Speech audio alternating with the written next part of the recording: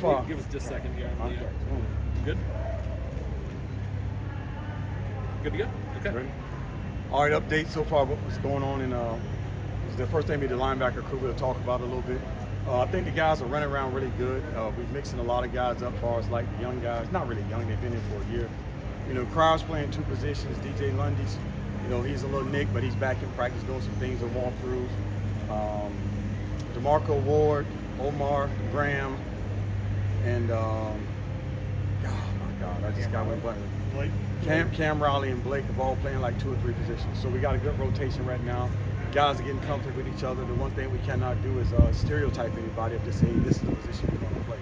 Really pleased the way that all of them are getting, you know, as far as communicating, getting along, doing a lot of good things, pushing each other each and every day, which has been tremendous for us because the more you can push each other, the better off that you can be.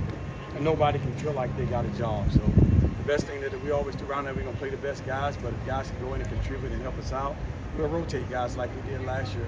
And that's our biggest deal. We feel comfortable with the guys so far, but then tomorrow we'll tell a lot more because we got a big scrimmage tomorrow. Guys got to move around and do a lot of good things for us to take that next step. As far as, you know, we just got to keep playing. All right, so questions. Cam Riley's played a lot of college ball. What does he bring to the table for you guys? Experience. He's a veteran guy. You know, came in August, a veteran guy. June, I'm sorry. The veteran guy do a lot of good things for us. Big guy, but athletic. He's not just a pure run stopper. He's a guy that can cover. He can come off the edge. He can do a lot of good things for us. So we're excited to have him on the team. And also, you know, he's learning. But you know, when you got a veteran guy, all it is about translating what terminology from one terminology to another, and that's what he's been doing.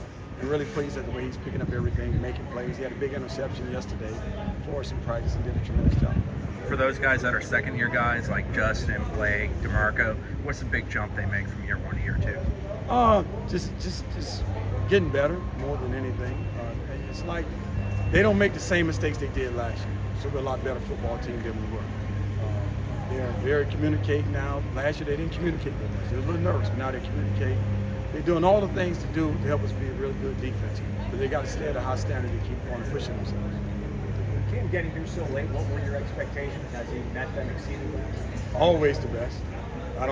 Anybody that comes to Florida State, you have to be ready to go. It's not a deal where, you know, let's take our time. No, we're going to throw him to the wolves. I mean, he's been going with the ones, he's been going with the twos, and we're going to feed it to him. That's the one thing. When a veteran guy, you got to feed him everything. So he's a guy that can handle it. He's a guy that's excited about it, the opportunity and things like that.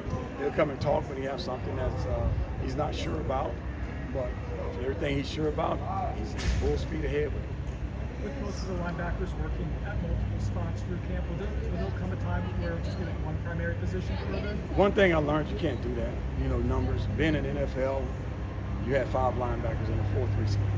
So you had, you know, 3 guys that was going to be a starter. 1 guy was strictly a special team guy. Another guy that played multiple positions. So in college, you can't do that. You got to make sure you play the best guys on the football field. And it may be, you know, 2 outside guys better than the inside guy. Well, you play the 2 outside guys. It's just like last year, you know, we had some packages when y'all seen Fisk play at defensive end. Well, he was our best guy at that particular time. So we're not going to limit nobody on learning and process. We just got to play the best guys.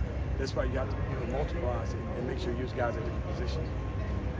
When we see guys making some highlight reel plays like picking off passes, is it usually because they're executing the scheme, or is it instincts? You know? Both. Football is you know, when you watch NFL football, you see a lot of older guys still in the league a lot, right? It's because they know formation, they know what plays coming out of those formations. And I think the biggest thing that the guys are learning now is when you make plays, because you notice something, you say, okay, they're going to run this route again, or here's this running play, you may see a big tackle for loss, because they notice something on the football field. And that's the learning process of being a better team, a better person, better at what you're doing. Because if you just go out and say, I'm going to just run what they call, and don't notice like, okay, this tight end is like 3 feet out, but I'm gonna play run. No, he's 3 feet out because he can throw a pass. So those kind of things that you got to make sure that you understand.